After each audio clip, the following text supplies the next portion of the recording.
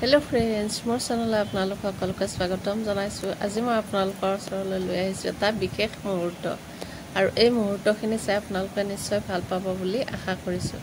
চাওকচোন, শনিবাৰ সিদিনাখনে আছিল 8 তাৰিখ, জুনৰ 8 তাৰিখ আৰু সিদিনাখনে আমি তেতিয়া 10:30-11টা বাজিছিল। আমি কাপোৰ কানি ধুই মেলি দি আছিলোঁ। ঠিক তেনেকুৱা সময়তে এজনী বান্দৰ আহিছিল। তাই ঘৰৰ পৰা আমাৰ ইয়াৰ পৰা নোখোৱাকৈ নাযায়ে।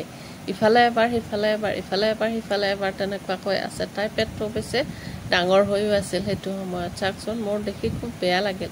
আৰু ঘৰত কলো আছিল কেইটামান, বৰ ধুনীয়া ধুনীয়া ভঠা কল পকি আছিল। ভাবিছোঁ এইক নিশ্চয় এটা কিবা খুৱাওঁ। আৰু শনিবাৰো আছিল, ইফালে আৰু বেছি সোণত সুৱগা অৱস্থা হ'ব বুলি মই আশা কৰিছোঁ, ভাবিছোঁ আৰু সেইকাৰণে কল এটা আনিছোঁ। এনেও পিছে আমাৰ ঘৰত যি থাকে প্ৰত্যেক দিনাই চাউল পাত বিস্কুট কিবা কিবি সদায়ে দিওঁ আমি।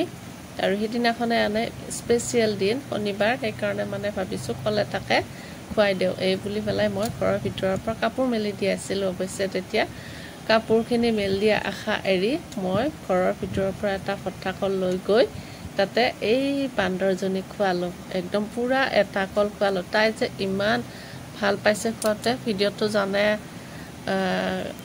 ধৰি দিছে কেমেৰাটো, সেইটো দেখুৱাইছোঁ আপোনালোকক। কিন্তু এটা কল খুৱাই মোৰ মনটো সিদিনাখনে ইমান ছেটিছফাইড হৈছে, সেইখিনি ভাবিছোঁ আপোনালোকৰ লগতো অলপ শ্বেয়াৰ কৰোঁ। আৰু এয়া চাওক, কলৰ কিবা এটা গুণ পালে গম পালে সিহঁতে বহুত বান্দৰ আহি যায়।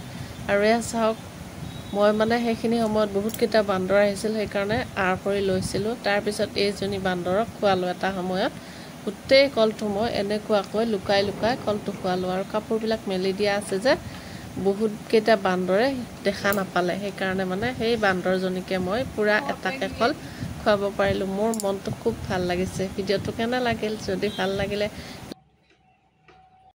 মেখেলা চাদৰ এযোৰ আনি থোৱা আছিল, আজি এবছৰে হ'ল। ফলছটো খুৱাব পৰা নাছিলোঁ।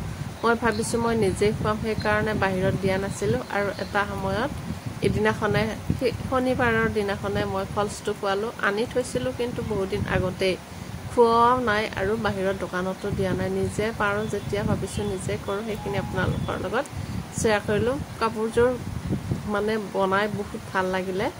আৰু এয়া জানৰ চাওক, পৰীক্ষাৰ সময় আহিছে, জানে কি কৰি আছে, তাই পঢ়াৰ সময়ত সেইবিলাক কৰি আছে। সেইখিনিও আপোনালোকৰ লগত শ্বেয়াৰ